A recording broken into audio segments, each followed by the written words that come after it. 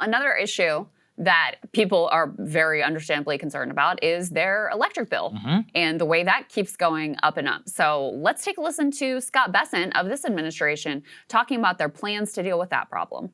The president says, he just had posted this morning that there's almost no inflation. The consumer price index is higher than it was in the beginning of the year. Electricity rates are rising. So are prices for coffee, beef, vegetables, televisions. And it's not just me. It's not just economists who are saying that. Your own Republican members of Congress are saying that, including Marjorie Taylor Greene. Electricity prices are a state problem. And, I was very interested to see in the earlier clip where the governor-elect of New Jersey said, well, I'm going to bring down energy prices. Well, it was her predecessor, Phil Murphy, who took them up. So, look, there are things that the federal government can control. Local electricity prices are not one of them, but energy prices, gasoline prices are way down. And, we are doing what we can every day. I think we are on a very good path to bringing prices down. So what are they going to do for you on your nothing? It's not their problem. These are Biden people. Can't do anything. It's just the states. It's the localities. Sorry, not sorry. We can't do anything. We won't do anything. We don't care. I mean, unbelievable. These are literally Biden. This is Biden shit. I remember, during the gas price season, remember, the government can't do anything about gas prices. It's like, first of all, yeah, it may be kind of true, but wouldn't you want to try? Shouldn't you try or do something? Well, and then they actually acknowledged they could because they did their whole gas reserve, the oil reserve. Yeah, that's true. I mean, on the electricity price and more, yes, in the immediate term, can the government do anything about it? Should you maybe at least pretend to give a shit? I mean, greenlight some new nuclear power plants. See the path to making, zero.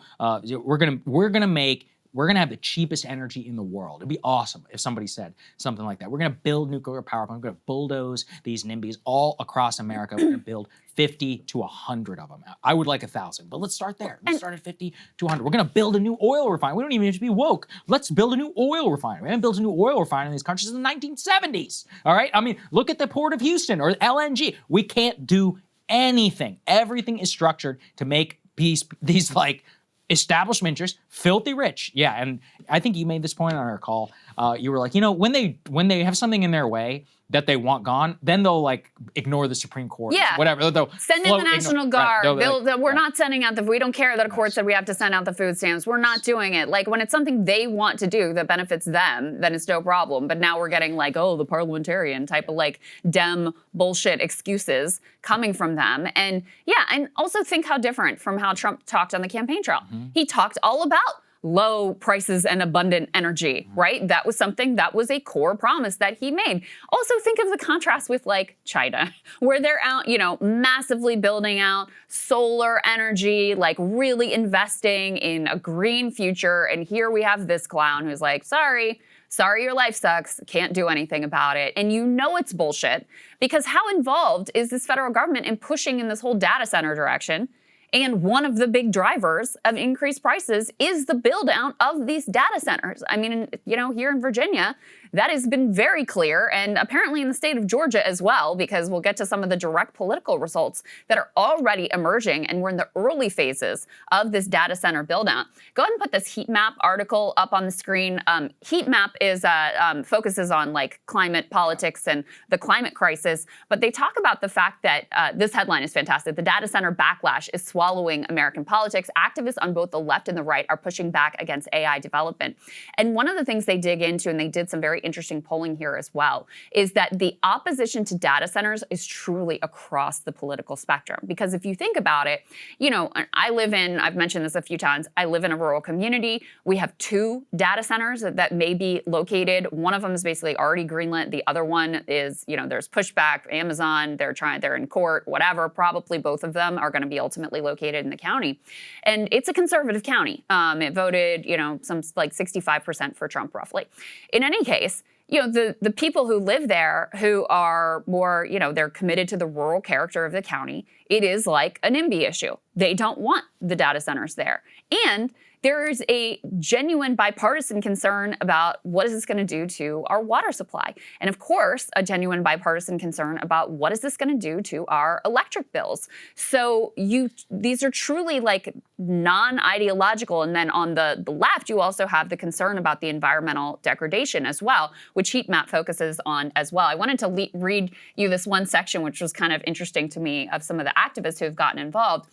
They write, on one end of the spectrum, left-aligned activists and local leaders are raging against the energy and water system strain that'll come from the data center boom. You have folks like Blake Coe, an activist fighting data center projects in San Marcos, Texas.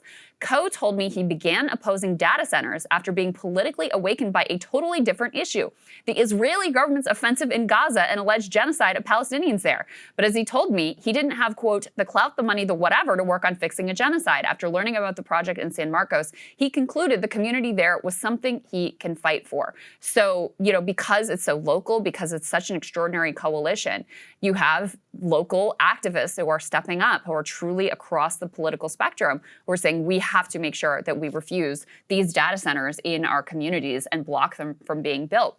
In Georgia, this was apparently a major issue that helped to cause a truly historic shift, electoral shift in that state's statewide results. Put C3 up on the screen here.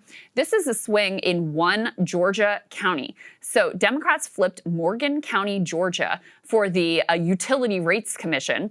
In 2024, it was R plus 47. Let me say that again. In the Trump election, it was R plus 47. Democrats won it by 3 points. It was a 50-point swing. And the Democrats who were running statewide in Georgia ran specifically on opposition to these data centers, wanting to reduce electric bill prices. And look, it was a low turnout election, so it's unique circumstances, et cetera.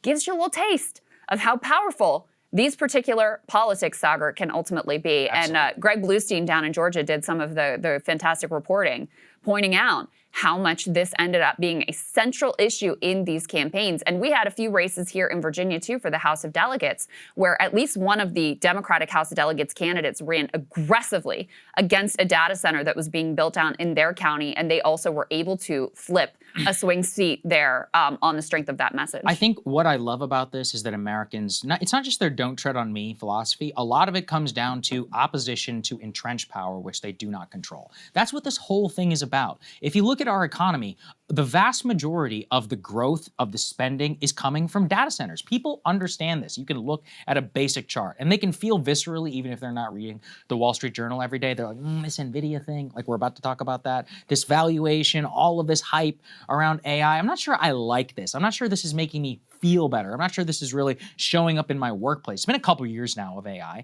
If it does show up in your workplace, it's because the younger employees are getting fired. If it does show up in your workplace, it's probably because you have to use it to be like a little bit more efficient, but overall your wages have not increased. The profits of the companies are going massively sky high. You're seeing your child use it, let's say in college. You're reading the stories also of people who are using it to commit suicide and idea of mental health awareness. Yeah. You see the porn thing from AI, Instagram for teen chatbots that are springing up. You have a deep suspicion. And then your electricity bill wants to go up. I showed you the Sora memes. It's just shit. It's just literally like a bear shaking its ass and from a Ring camera.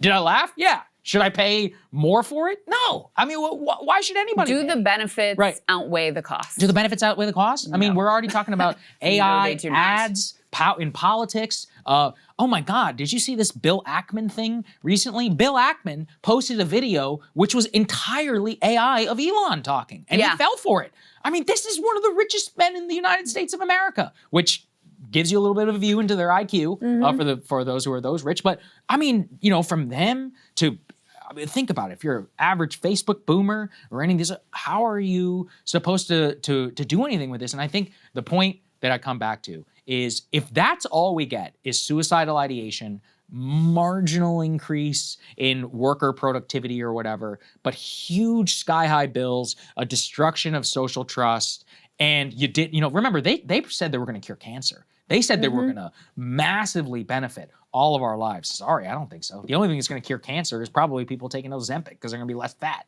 That's the only thing I could potentially see. Nothing to do with AI, certainly. So you put that together, and the people are rightfully afraid of centralized control, and they see the infrastructure pop up. Also, if you're our age, we lived through the Amazonification of America. We watched Amazon become the second largest employer in the United States, second only to Walmart, I think.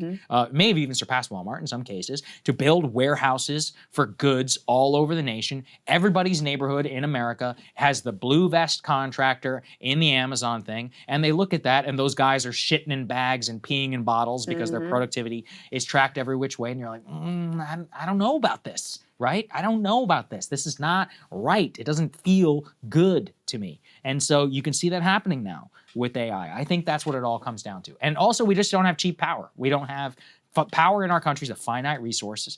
It's not that finite in China, even though they have over 1 billion people. The Chinese are willing to do anything. They don't care about environmental regulations, about nothing. They will build anything to make sure that power is cheap. That makes it so that people can do AI and they can do whatever they want, which is awesome. That's a nice type of country. And you also have a huge electric vehicle, infrastructure and all that built out. Here, we've basically got the worst of all worlds. We have aging oil infrastructure. We have aging, we have complete federal capture in the bureaucracy over nuclear power. We have no innovation. Power is going up, and everything just looks like it's going to centralized power. And we don't have a government that's allowed to rein those people in either. So I think it's just, I don't know, it's tragic. I saw someone who tweeted basically like all of the people who should have been building like nuclear power plants are instead building data centers. Yeah. And I also just saw this morning, we will cover tomorrow, that there's a number of these data centers, NVIDIA ones in particular, that have been built out that aren't even functional because there isn't sufficient power generation.